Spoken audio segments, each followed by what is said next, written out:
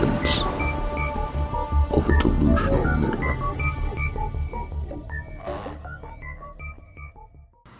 Hello, welcome to Revelations of a Delusional Knitter. This is episode 68. I'm Angela, your host, and it is Friday, October 18th, 2013.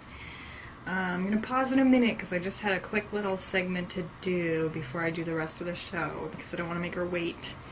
Pretty sure it's a her because we've had other bunnies, and when they're boys you can tell very easily. And I will explain the situation in a moment, how we ended up with this little bunny. So, she's so cute, she's so tiny, oh my god. She's so tiny. Look at how tiny she is. And she's so cute. She's so cute. She's so cute. So this is, I believe Freckles was her name. And she's tiny and so cute. She's a little dwarf bunny. And I picked her up today. And she's very, very sweet. And very, very social. And very happy. So I'm going to go put her back in her new cage and let her rest up because I just picked her up a couple hours ago. But I did want to show you, and then I'll explain how we ended up with this new little addition. You okay, baby? Okay, so that was our little bunny cameo for today. So what happened was, my mom mentioned to a lady that she works with that our bunny Quinn had passed away recently. And this woman said, oh, I have a bunny at my house. It was the kids, and now they're all grown up and away at college. Nobody pays attention to the poor little thing. And I just, take care of it, but I don't want it. So my mom mentioned that to me. And my initial reaction was, I don't want some old bunny that's going to die tomorrow. So I had mentioned it to my husband, just like that. Like, oh, we don't want some old bunny. And he turned to me and he said, well, if it's old, and I know it's old, and that it could go soon, but we're going to pay attention to it and love it for a little while, then that's fine. And I was like, oh, okay, well, do you want the bunny? And he was like, yeah, sure. So I was like, okay. So I called this woman. I had actually worked with her too, years ago, at the same place. So I called her up and I said, hey, my mom said the bunny, blah, blah, blah. And she was like, oh, yeah, do you want her? Please, I would love that if you would take her, blah, blah. And I was like, sure. So then we were going away last weekend. So I told her, I just said, we are going away this weekend, though, so I don't want to take her until we get back. And she said, fine. So today was the day that we set up for me to pick her up. Now, I had no idea she was a little dwarf bunny. I had no idea what she looked like. And actually, they didn't even know what sex she was. I'm positive that it's a girl because the boys are quite obvious when they're boys, if you know what I'm saying. And I didn't find any of those bits on her, so I'm pretty sure it's a girl.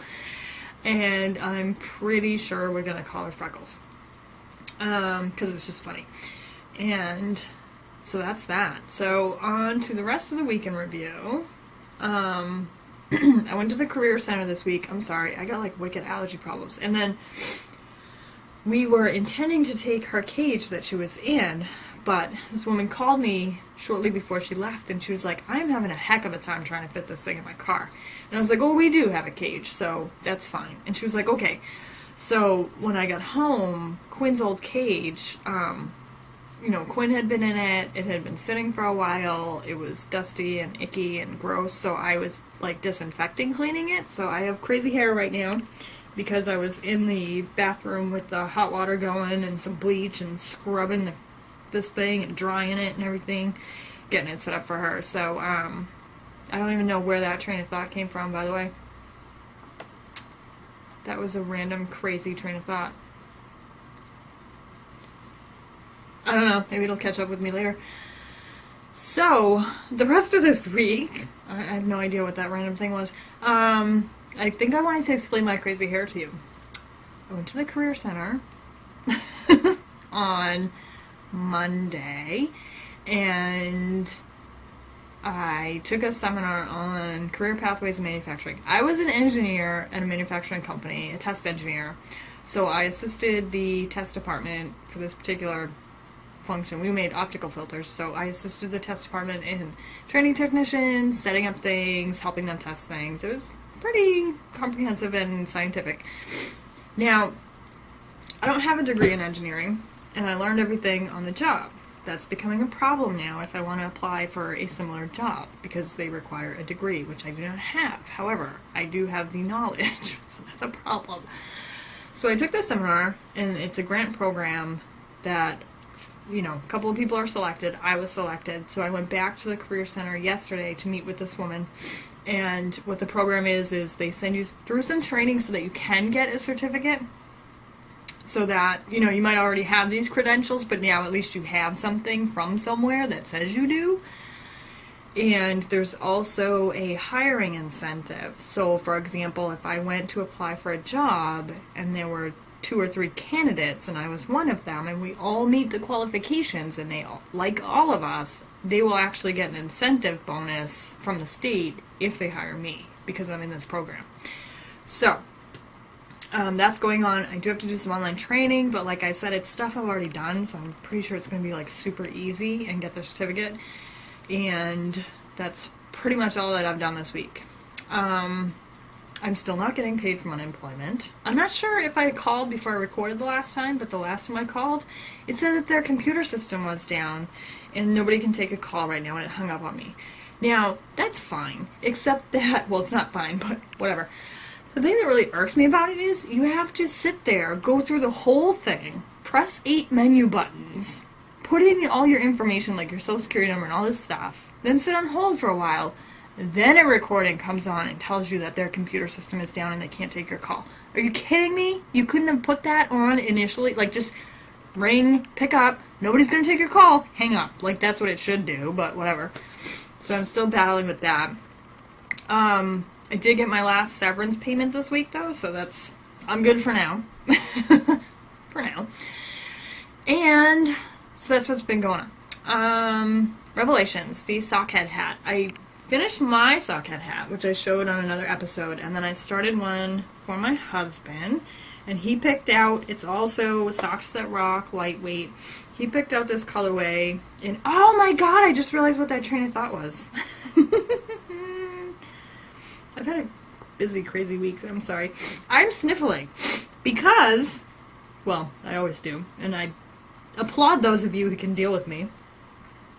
Cleaning the whole bunny cage thing. I got all huffy and puffy, and it was all steamy in the bathroom where I was having I had the cage in the tub so that I could bleach it and wash it and rinse it and clean it up. And I've been sniffling ever since. So anyway, sockhead hat. My husband picked out this yarn. And the colorway is Wavelength, and it's Socks That Rock, lightweight. And I only just started it, and I haven't touched it since I've been doing other things. I did, however, these needles are Carbons, Knitter's Pride Carbons, which I love. When I finished my sockhead hat, I did not have, because these are an odd size, they're 2.5 US, 3 millimeter. They're kind of an odd size. When I finished my hat, the only 2.5 DPNs to do the decreases that I had in my stash were some freebie ones that worked okay, and they're free, so whatever. But they were very rough, they weren't finished, and they were kind of icky. And I love the sockhead hat, and I'm pretty sure I'm going to make more. Actually, I wore it up to my husband's parents' house, and as soon as I walked in the door, we were like, hey, how you doing? Blah, blah, blah. His dad jumps in the middle, he's like, I love your hat! And I was like, thank you. You know I made it, right? Because he did. So that was cool. But I love that pattern, and I'm sure I'll make many, many more. So I did order and received, they're out in the other room, 2.5 US Knitter's Pride Carbons DPNs. So now, if I make more sockhead hats, I have the circular needle in 16-inch, and now I also have the DPNs in carbons, because they're really nice. I really like them. So that's that one.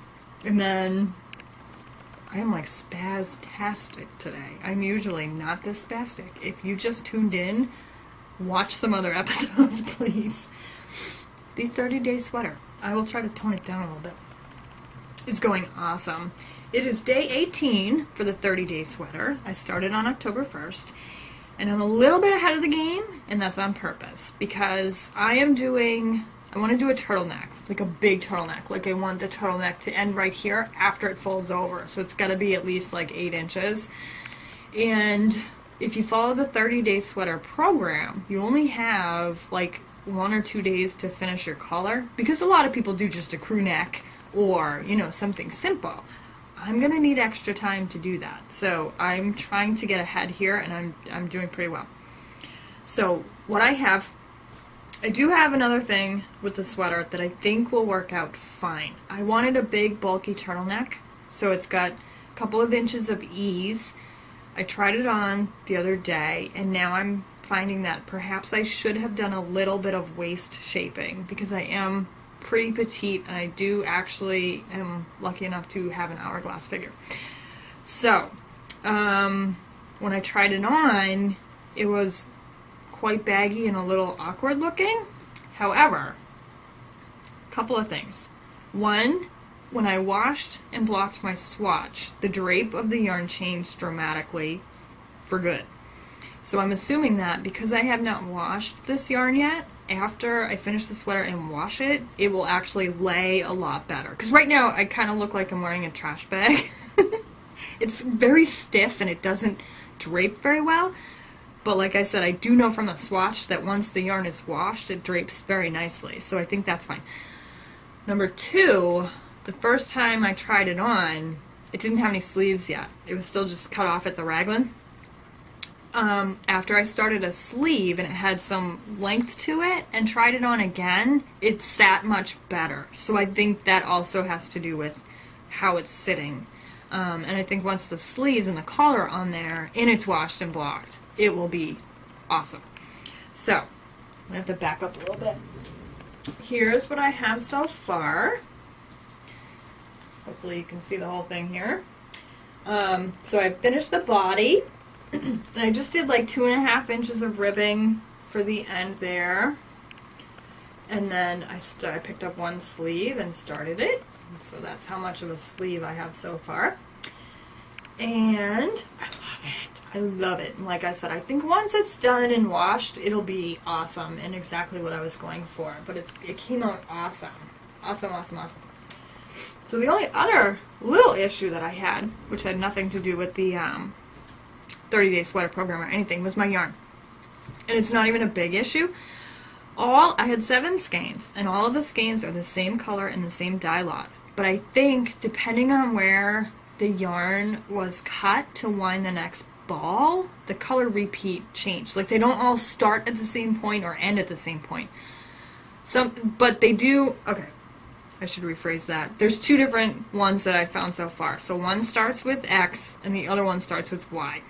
So for this sleeve, I started with 1 ball, which I think I found the other one that's left. I'll show you as an example. Just see these 2 skeins of yarn? They are the exact same color and the exact same dye lot. They do not look the same, do they? No. This one's got the white and blue. This one's got the very dark blue, right? So if you pull from inside either one of these, they're not going to be the same. They're going to start at a different transition. And I found that while I was knitting the body, but it worked out fine.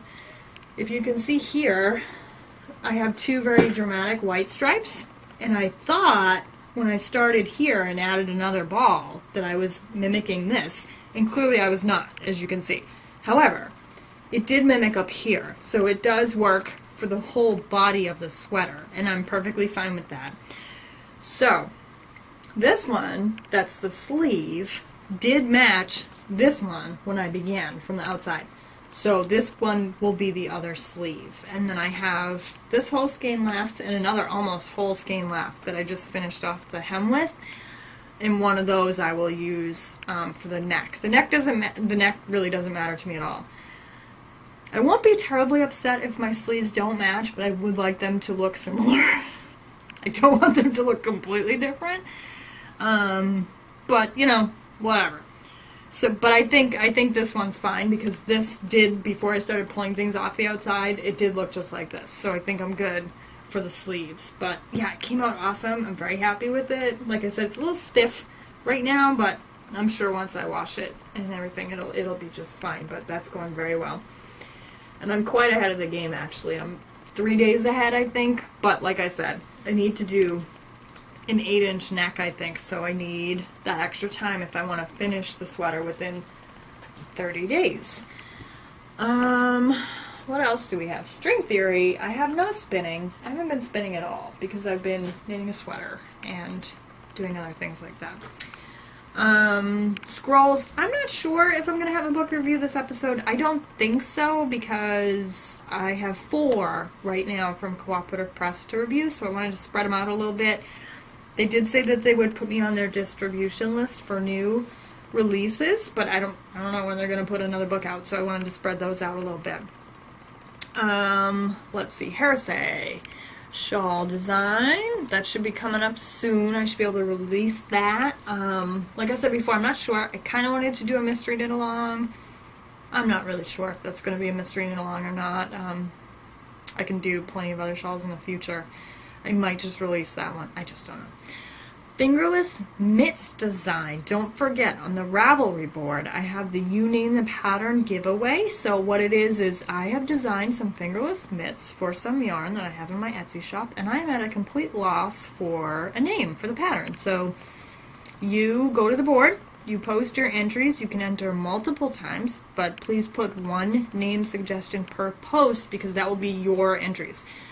There will be a random number generated winner, but I don't know if that person's suggestion will actually be the name that I decide to use for the pattern. So in the event that I don't, and I pick somebody else's suggestion for the name, there will be 2 winners. The random number generator and the person whose name that I picked. And I finished my mitt at like 2 o'clock this morning. Might also be why I'm a little kooky today. So this was the one that you already saw. I had done the right hand. And I finished the left hand. I did not weave in the ends yet, sorry. Didn't feel like weaving those in at 2 a.m. Don't know why. So it's still got ends hanging off of it, but it looks awesome. And I don't know if the camera's going to pick it up, but what I was describing before with this yarn is it has an Angora content. So it's going to fluff and it's going to halo, but in the skein it doesn't look like that at all. So this one was the one that I just finished this morning, and as you can see, it's not very fuzzy at all. This one was the one I did about a week ago that I've touched a bajillion times and put on and took pictures of. See how fluffy it is. Or not. I don't know if the camera's getting that. But this one's starting to fluff up. But I love them.